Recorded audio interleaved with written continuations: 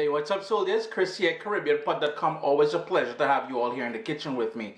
Today we're going back old school. I told you guys we're going to be doing some old school stuff. I'm about to do some chicken wings. Already separated there. It's been washed with some lemon juice and water, flats, drumettes. And one of the things I love doing on the weekend, one of my comfort food dishes is curry stewed chicken wings, the Ganges meat denial. And for that, we need a good Caribbean green seasoning. So as promised, we're doing some traditional recipes from time to time here. And today, that's what we're doing, Caribbean green seasoning. And if you're new to Caribbean food, Caribbean green seasoning is a combination of herbs, as well as garlic and also sort of anything that adds flavor to the dish that's blended and put together, stored in the fridge. When you want a little bit, boom, you put it on your marinade. Back to when my grandma and my grandmothers were around, they didn't have food processors. They didn't have blenders, so they did a mortar and pestle. So I'll show you guys how to do a simple Caribbean green seasoning. Yeah, we're gonna talk a little bit along the way. It may take a little while to get everything through, but you're gonna love this video, man. Caribbean green seasoning, the way it used to be done, vibes it up, man. What's up, soldiers? Don't forget to click subscribe. If you've already clicked subscribe, hit that bell notification thing. I want to all you missing out on the new videos, man. Come on, click.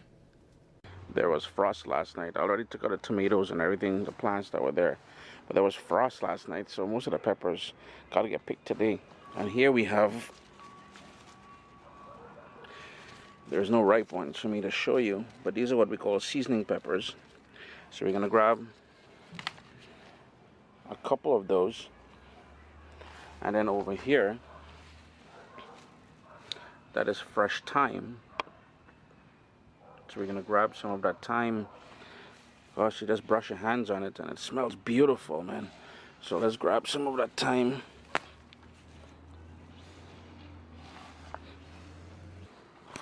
And down here I've got lemongrass or fever grass. I've got oregano over there. And we've got some of this rosemary. But I'm not going to use any of that in this green seasoning. However, we do need some of a couple of these peppers here. My neighbor's cutting her grass, so that noise that you're hearing. And I'll explain the whole pepper, adding pepper to a thing. And then back over here is the shado beni. If you don't have shado beni, or culantro, it's called culantro as well. You can use cilantro, but those little leaves that you're seeing there, they're like thorns. They can, those things, they can stick me. So I'm gonna have to put down the camera and below the bush. Well, I can't even lift it.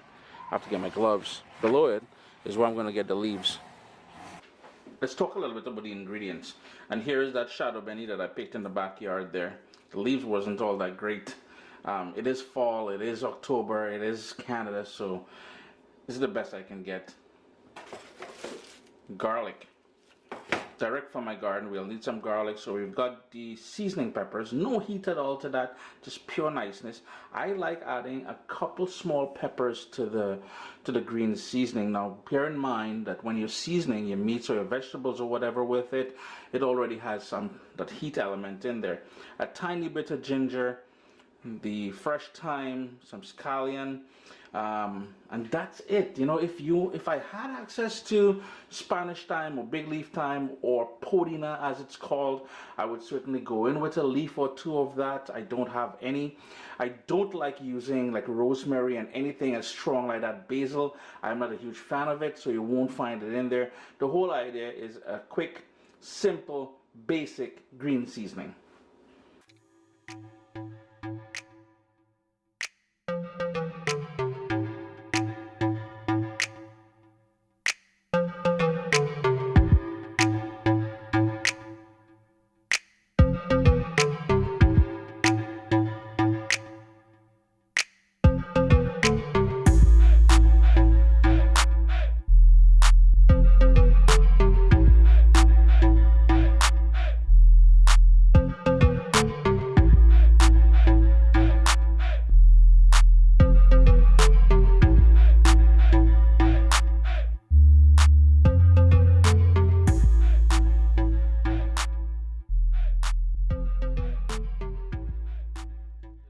went ahead and I gave everything a rough chop. Now traditionally, I know in my grandma's case, my grandma had a big mortar and pestle, and my other grandma had a cylinder mortar made out of rock as well, and that is how she would crush everything, and that is what we're doing here today. You will notice the quantities very small because I'm just using this right away.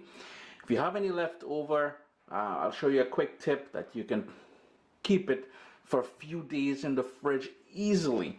Now the other thing is, if you wanted to put a bit of salt in here, you can certainly do that. Some sea salt in there would be great, but the only thing is, as with that pepper, that hot pepper that we added in there, keep that in mind that if you do add salt, it will make your dish salty. So keep that in mind when you're salting the dish later on when you're cooking it. And pretty much all you want to do next is to crush this into a sort of a chunky paste, and you know, that's it. That is your own homemade green seasoning. It doesn't get any, and notice how fast this mortar and pestle is breaking things down. No preservatives, no salt, and it doesn't look like that. And you know, nothing against the stuff you get in the bottle in the grocery store, but you know what? Pay attention to the ingredients in there. Pay attention to the color, the texture, everything else. It's not all that cool, man. So while I'm not trying to hate on the people or the companies making it, I think they could be doing a better job, to be honest with you. So I'm just gonna go ahead and keep crushing this. It took about 3 or 4 minutes. It's nice and chunky the way I like it. You can tailor it to your own liking. You can crush it into a smoother paste if you want, because traditional green seasoning is a bit more smooth than that, but this is the way I like it. If you're going to be storing this, like let's say you're going to use half today and maybe half tomorrow or next week or something, a tiny bit of olive oil. Give that a good mix after you use what you need. Keep the rest in the fridge. Chris here, CaribbeanPot.com. A lovely green seasoning. I was lost for words because the smell is just amazing. Green seasoning, yo, you can't go wrong, man. Give this one a try. No need to buy that stuff. No need.